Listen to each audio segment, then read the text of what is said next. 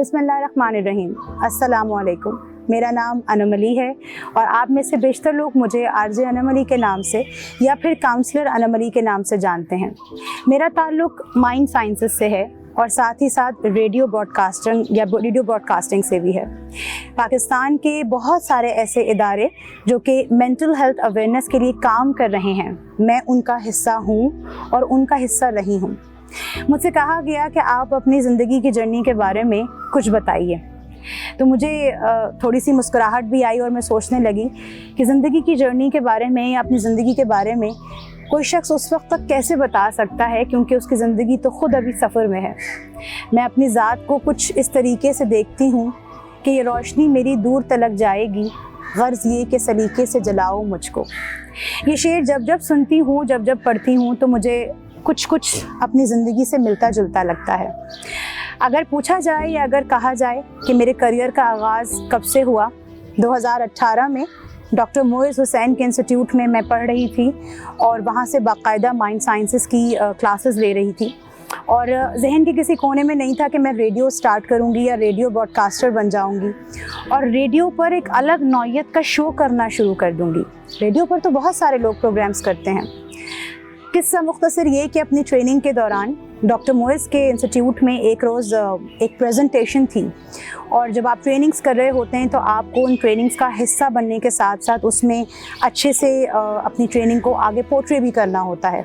गुफ्तगू का शुरू से बहुत शौक़ था और डॉक्टर मोइज़ के इंस्टीट्यूट में जब मैं बात करते करते माइक पर आई और मैंने अपने प्रेजेंटेशन को प्रेजेंट किया, मुझे नहीं मालूम था कि वहाँ मेरे स्टेशन के डायरेक्टर साहब भी मौजूद हैं और वो भी मेरे उस्ताद, मेरे गुरु डॉक्टर मोइज़ के मद्दा हैं। जब प्रोग्राम ख़त्म हो गया डॉक्टर मोइज़ का, तो उन्होंने मुझे कहा कि मैं तुमसे बात कर सकता हूँ थोड़ी देर के लिए। मैंने कहा जी ज़रूर कीजिए।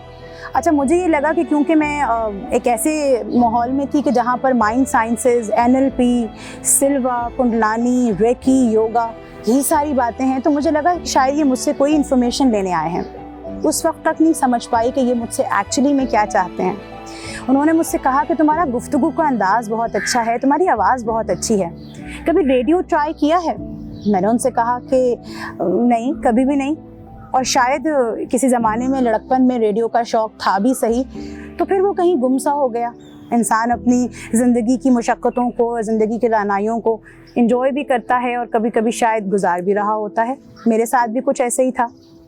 गर्ज़ ये कि उन्होंने मुझे ऑफ़र किया एक प्रोग्राम और उन्होंने मुझे कहा कि मैं कराची FM 96 का इस वक्त डायरेक्टर हूँ और मैं चाहता हूँ कि तुम मेरे चैनल पे आओ और प्रोग्राम करो। मैंने उनसे कहा कि कैसा प्रोग्राम? मैं तो कोई एंटरटेनमेंट का प्रोग्राम करना जानती नहीं हूँ, ना ही मैं गाने प्ले कर सकती हूँ, ना ही मैं बर्थडे विशेस कर सकती हूँ। तो उन्होंने कहा कि ये तुम्हें करने को किसी ने कहा भी नहीं है। तुम एक ऐसा प्रोग्राम करो कि जो कुछ तुम पढ़ रही हो इसी से रिलेटेड हम एक प्रोग्राम करते हैं जो कि कम्प्लीटली माइंड साइंसेस का और मेंटल हेल्थ का एक शो हो, यानी पूरा का पूरा एक अवेयरनेस का शो हो।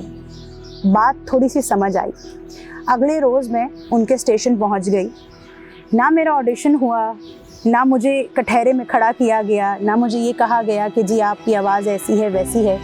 मेरे कुछ छोटे छोटे टेस्ट लिए गए, कुछ क्वेश्चंस मुझसे किए गए, मेरी आवाज़ को चेक किया गया, जो कि रेडियो की एक कहते हैं कि जी रेडियो की एक रिवायत है। और उसके बाद उन्होंने मुझे कहा कि आप नेक्स्ट वीक मंडे से प्रोग्राम शुरू कर रही हैं जिसका नाम होगा positive vibes with Anam Ali, और वो प्रोग्राम कम्प्लीटली वैसे ही होगा जैसा तुम करना चाहती हो, मन की बात करना चाहती हो, दिमाग में जो मसाइल पैदा होते हैं और एक आम शख्स उससे कैसे अपने आप को निकाल सकता है, ये बात करना चाहती हो, तो तुम ये प्रोग्राम करो।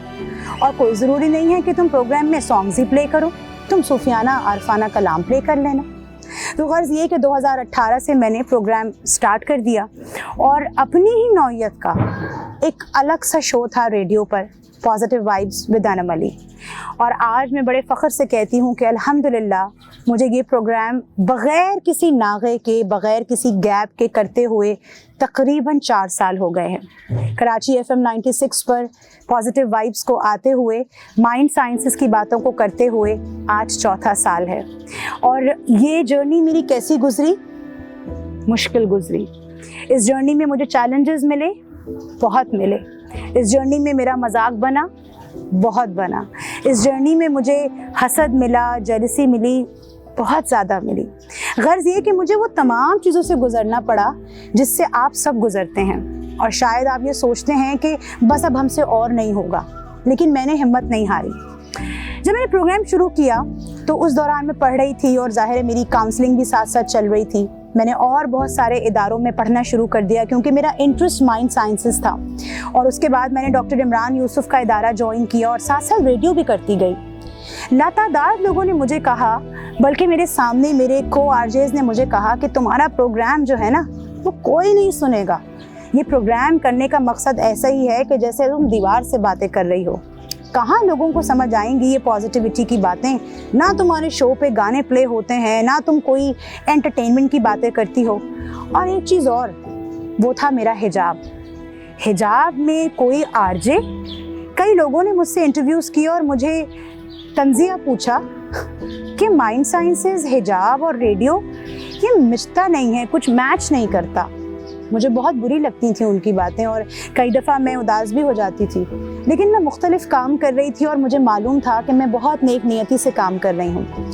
आज जब आप मेरी ज़िंदगी की स्टोरी सुन रहे हैं तो उसमें कोई और मैसेज आपको समझ आए या ना समझ आए, लेकिन एक मैसेज ज़रूर समझिएगा, जो भी काम करें, चाहे वो आपके घर का काम हो या किसी बड़े दफ्तर का काम, चाहे वो रेडियो का काम हो या किसी फोटोग्राफी का काम, उसको इबादत समझ के करें।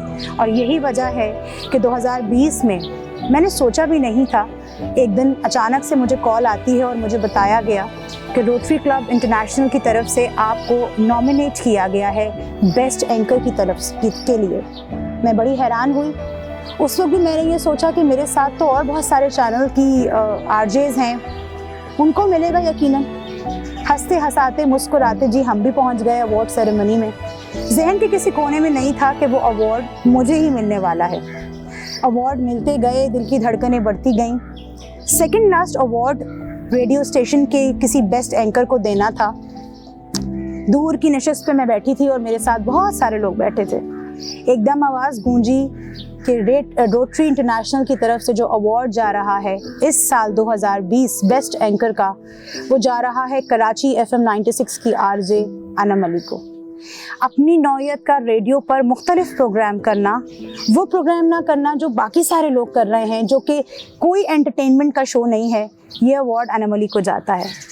ज़िंदगी में पहली दफ़ा मुझे महसूस हुआ कि इबादत का अगर अजर आपको मिलता है तो शायद ऐसे ही मिलता है। अल्लाह ताला आपको कभी भी गिरने नहीं देते। इस ज़िंदगी की जर्नी में जो गुज़र रही है, मुझे बहुत सारे नशेब व फराज से गुज़रना पड़ा, बहुत दफ़ा बहुत सारी तकलीफ़ों को झेलना पड़ा, लेकिन मैंने कभी किसी का रेफरेंस नहीं इस्तेमाल किया। मैंने पैसे को इतनी अहमियत कभी नहीं दी। मैंने ये समझा कि अगर मेरे पास इल्म की ताकत है तो मैं मज़ीद इल्म हासिल करूँगी, क्योंकि जिसके पास इल्म की ताकत होती है, जिसके पास शऊर की ताकत होती है, वो फिर इन वक्ती चमक धमक में नहीं फंसता, क्योंकि वो अपने काम को इबादत समझ के करता है। तो मेरी लाइफ की जर्नी से जहाँ मैंने अपनी साइड बाय साइड काउंसलिंग शुरू की, आज मैं आदमजी फार्मास्यूटिकल्स के साथ एज अ काउंसलर काम कर रही हूँ। इसके अलावा जैसे मैंने शुरू में कहा कि मैं कराची के मुख्तलिफ नफ्सियाती इदारों के साथ फ्री ऑफ कॉस्ट काउंसलिंग में जुटी रही, काम करती रही, क्योंकि मैंने अपने काम को, अपनी पढ़ाई को हमेशा इबादत समझा। और जितने लोग अब इस वीडियो को देखेंगे और जो मेरी तरह शायद ज़िंदगी की बहुत सारी स्ट्रगल को देखते हुए आए हैं, रिलेशनशिप्स में, दोस्तों में, फाइनेंसेस में, सेहत में, रवैयों में, हम सब एक जैसे ही तो इंसान होते हैं, उसमें दिल हारना नहीं होता।